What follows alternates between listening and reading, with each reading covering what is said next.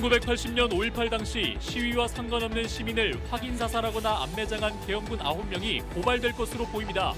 5.18 조사위원회가 검토하고 있는데 계엄군에 대해 첫 사법 절차를 밟는 것으로 의미가 적지 않습니다. 5.18 민주화운동 제44주년을 앞두고 광주가 주목받고 있습니다. 학술대회와 체험 등 다양한 행사를 통해 광주의 5월 정신이 세계 곳곳으로 퍼져나가고 있습니다. 더불어민주당이 22대 국회 상반기 국회의장 후보로 우원식 의원을 선출했습니다.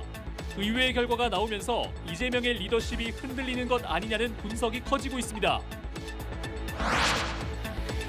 이상민 행정안전부 장관이 지난 2월 해남 방문에 이어 두 번째로 전라남도를 찾았습니다.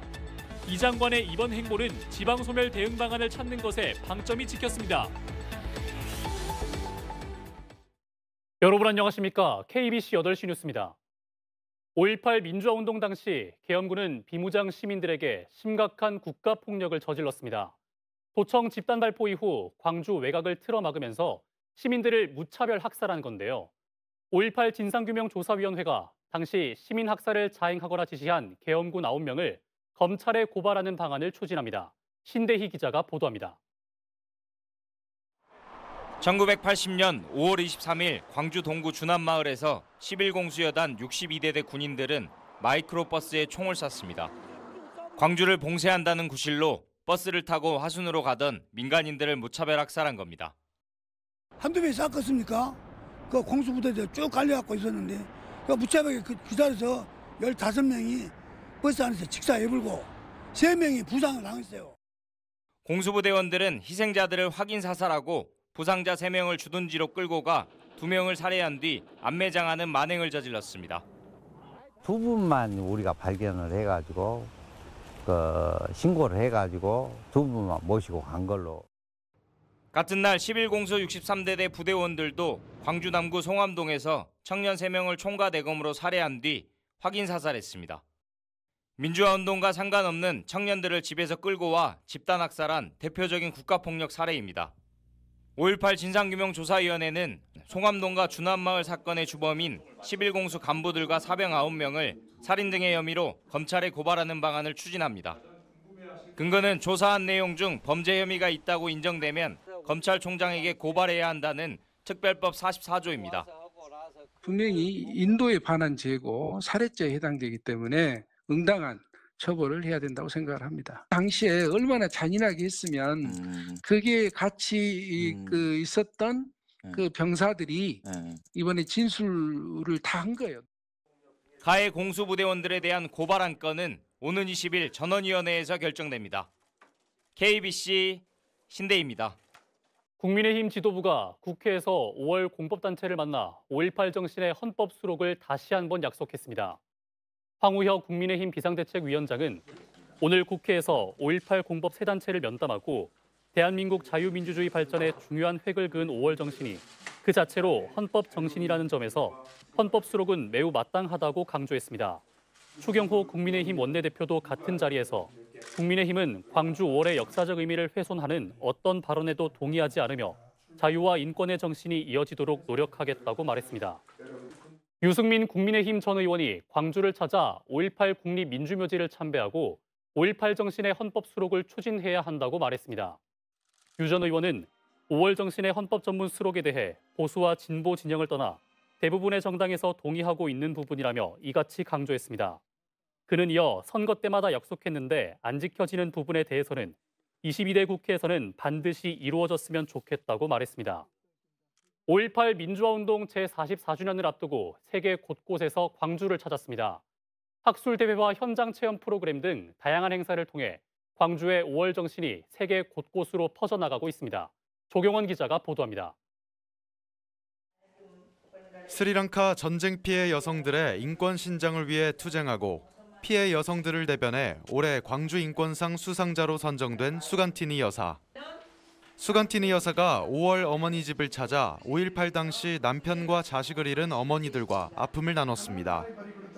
ஏனென்று சொன்னால் என் போன்ற பாதிப்புகளில் தான் நீங்களும் இருந்து வந்திருக்கிறீர்கள் என்ற அவர்களோடு கூடும்போது எனக்கு வாழ்க்கையில் முதலாக ஒரு மறக்க முடியாத ஒரு சந்தோஷமாக இருக்கிறது. 5.18 민주화운동 제44주년을 맞아 세계 곳곳에서 광주를 찾았습니다. 국제학술대회에서 발표자로 나선 미국 켄트 주립대 랜든 행콕 교수는 국가가 폭력을 인정했다는 점에서 5.18의 가치를 찾을 수 있다고 말했습니다. In Northern Ireland, they cannot even agree on what the conflict was. In South Africa, they had a Truth and Reconciliation Commission, but there were no reparations. 일본 도쿄대 마나베 유코 교수는 세간에 잘 알려지지 않은 일본의 자료가 있다며 아직 밝혀지지 않은 5.18의 역사를 이야기했습니다. 実は日本の地方新聞の記者も5.18当時関中に潜入して現地から取材をして発信をしているのですが、そういったところにあまり注目されてきませんでした。 한국에 거주하는 독일 튜빙겐 대학 한국학과 재학생 30여 명도 광주를 찾아 5.18의 역사와 문화를 배우는 현장 체험 프로그램에 참여합니다. 전쟁과 인권 유린이 반복되는 세계 속에서 광주 5월 정신은 희망과 역사적 교훈 등 다양한 가치로 인식되고 있습니다. KBC 조경원입니다. 더불어민주당이 당선인 총회를 통해 22대 국회 상반기 국회의장 후보로 우원식 의원을 선출했습니다. 친명 조정식, 정성호 의원이 사퇴하면서 이재명 대표의 표심이 추미애 당선인에게 쏠렸다는 평가가 나왔지만 의외의 결과가 나오면서 민주당 주류의 당혹감도 커지고 있습니다. 이형길 기자입니다. 더불어민주당 당선인 169명이 참여한 22대 국회 상반기 의장 선거에서 우원식 의원이 선출됐습니다. 국회 본회의에서 여야 의원 투표를 거쳐야 하지만 국회 과반 이상을 민주당이 차지해 사실상 상반기 국회의장 확정입니다. 당초 조정식, 정성호 의원까지 4파전으로 시작된 국회의장 경선은 친명계 두 의원이 사퇴하면서 이재명 대표의 의중이 추미애 당선인에게 쏠려 있다는 평가가 지배적이었습니다. 추 당선인도 기계적인 중립은 없다며 윤석열 정부와의 강경 대립을 예고해왔습니다. 하지만 민주당 당선인의 절반 이상이 우 의원의 손을 들어주면서 여야 강대강의 정치적 대립은 상대적으로 약해질 가능성이 높아졌습니다. 단순히 중재만이 아니라 정말 국민에게 바른 방향으로 갈 수 있도록 국회의장으로서 최선을 다할 생각을 갖고 있습니다. 22대 국회 시작과 함께 김건희 여사 특검법과 대통령 거부권 행사 법안을 재추진하겠다던 민주당 지도부의 계획에는 빨간불이 켜졌습니다.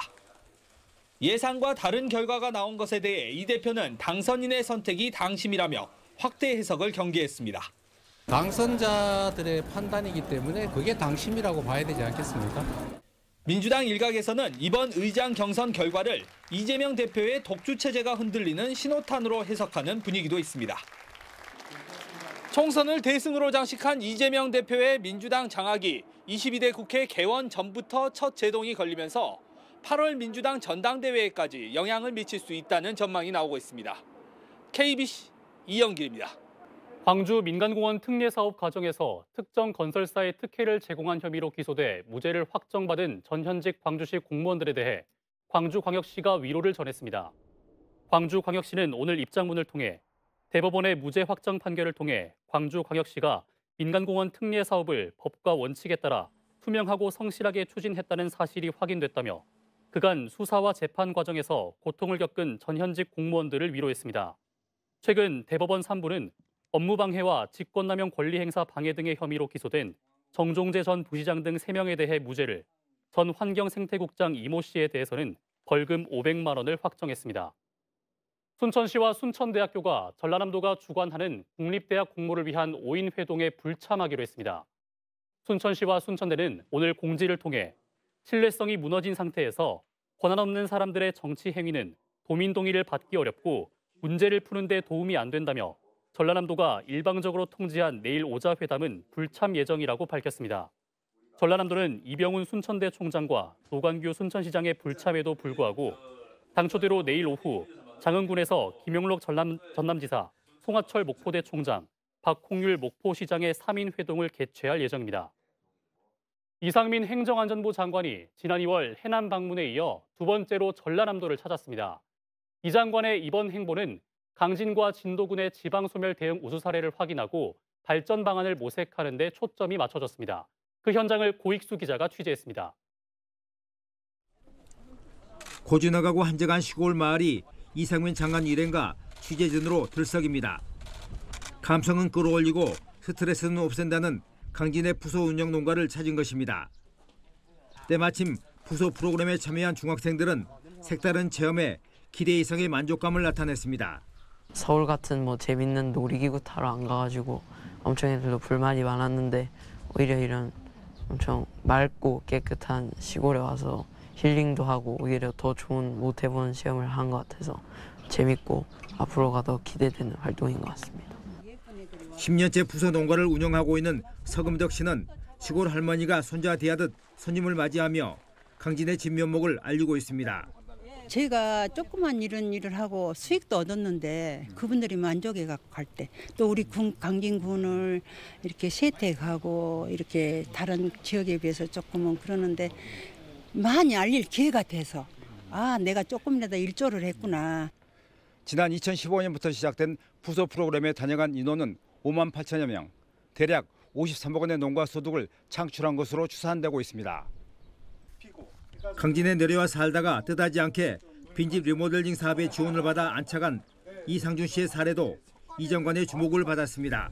내가 원하는 일을 골라가지고 이렇게 할 수 있는 거, 그런 생활이 내 중심적으로 돌아간다는 거, 그게 가장 만족스러워요. 전국에서 처음으로 준공된 청년마을 공유주거를 둘러본 이 장관은 지방소멸 대응 기금이 더욱 의미 있게 쓰이도록 지원을 다하겠다고 약속했습니다. 생활 인구를 활성화하고 그다음에 지역 농가나 주민들의 소득을 늘려주는 등 매우 우수한 사례입니다. 앞으로 저희 행정안전부는 이러한 사례를 널리 전파하고 지방소멸 대응기금 등으로 아낌없는 지원을 하도록 하겠습니다. 강진 방문을 마친 이 장관은 진도 세덕마을을 찾아 소행성 프로젝트 사례를 둘러보는 것으로 두 번째 남도 방문 일정을 마무리했습니다. KBC 고익수입니다. 강기정 광주광역시장이 공항 통합 이전을 위해 무안군민들에게 편지를 보내기로 했습니다.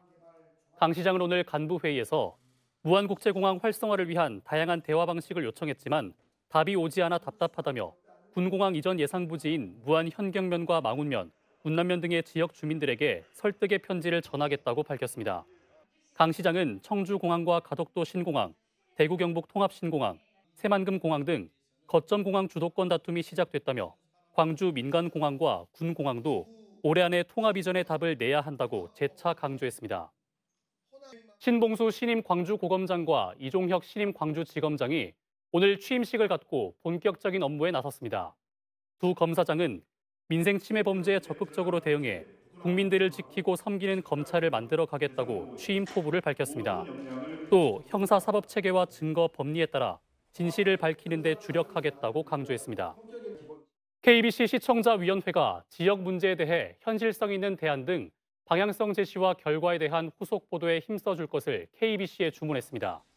KBC 시청자위원회는 오늘 광주 서구 광천동 사옥에서 회의를 열고 의대정원 문제에 대한 취재와 지역 전공의 문제에 대한 균형 있는 방송을 기대하겠으며 특히 저녁 시간 여성들을 위한 프로그램이 보완되길 바란다고 요청했습니다. 시청자위원회는 또 뉴스와이드 등 시사 프로그램에서 균형감 있는 내용과 패널 다양화를 기대한다고 밝혔습니다. 신호를 무시하고 달리다 교회 승합차를 들이받아 80대 여성 2명을 숨지게 하는 등 8명의 사상자를 낸 20대 승용차 운전자가 입건됐습니다. 전남 보성경찰서는 어젯밤 9시쯤 보성군 등량면의 한 사거리에서 신호를 무시하고 달리다 직진하던 교회 승합차를 들이받아 차에 타고 있던 80대 여성 2명을 숨지게 한 혐의로 20대 남성 A씨를 오늘 입건했습니다. 경찰은 A씨 차량의 사고 기록 장치와 블랙박스 등을 토대로 정확한 경위를 조사하고 있습니다. 현직 경찰이 음주운전을 하다 경찰 단속에 적발됐습니다. 광주 남부경찰서는 지난 14일 밤 10시 50분쯤 광주 주월동의 한 도로에서 혈중 알코올 농도 면허정지 수치에 해당하는 상태로 음주운전을 한 혐의로 나주경찰서 소속 A경장을 입건해 조사하고 있다고 오늘 밝혔습니다. 경찰은 A경장을 직위 해제하고 정확한 경위를 조사하고 있습니다. 한국전력이 올해 하반기 요금 인상을 추진할 것으로 보입니다. 김동철 한국전력 사장은 세종시에서 열린 기자간담회에서 한전의 노력만으로는 누적 적자를 감당할 수 없는 한계에 봉착했다며 2027년까지 한전 사채 발행 한도를 2배 이내로 축소하는 것을 목표로 상당 폭의 전기요금 인상이 필요하다고 말했습니다. 한전은 지난해 말 기준 202조 원의 누적 부채를 안고 있지만 지난 2022년 이후 6차례 전기요금을 인상해 작년 3분기 이후 3개 분기 연속으로 영업이익을 냈습니다. 이전을 추진 중인 광주 각화동 농산물 도매시장의 건립 규모가 대폭 축소될 것으로 예상됩니다. 광주광역시는 이전 관련 용역 중간 보고 결과 당초 전국 최대 규모인 35만 제곱미터로 예정됐던 이전 부지 면적이 최대 21만 제곱미터로 40% 축소 조정됐다고 밝혔습니다. 광주광역시는 오는 8월 이전 대상 후보지가 3곳으로 압축된 최종 용역 보고서가 나오는 대로 이전 대상지 선정을 위한 공식 절차를 시작할 방침입니다.